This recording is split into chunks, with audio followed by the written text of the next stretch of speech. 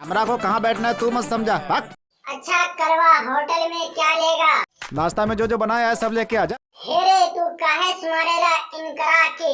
ए उठ उठ उठ ए उठ। और हाई रोड में सो के काहे दादागिरी करता है? शेर बना तड़े, अकेले आजा या झुंड में आजा।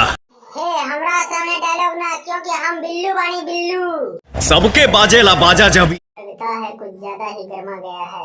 हे दादागिरी दिखाता है। अकेला भोजपुरिया राजा। अच्छा यही बात पे एक तोहर मारपीट वाला स्टाइल दिखाई तो।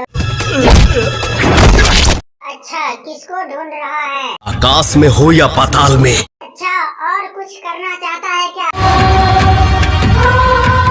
रोआ रोआ बस माफी मांगे, ऐसा देवेला साजा। ए दादागिरी ना, बिल्लू बा बिल्लू।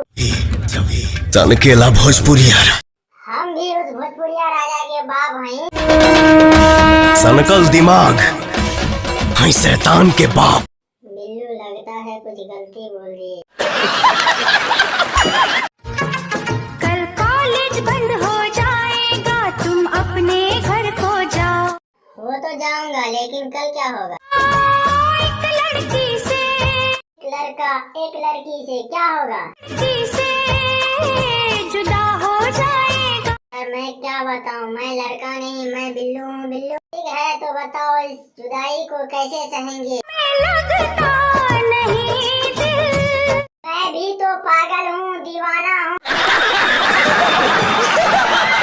और कुछ कहना चाहते हो क्या?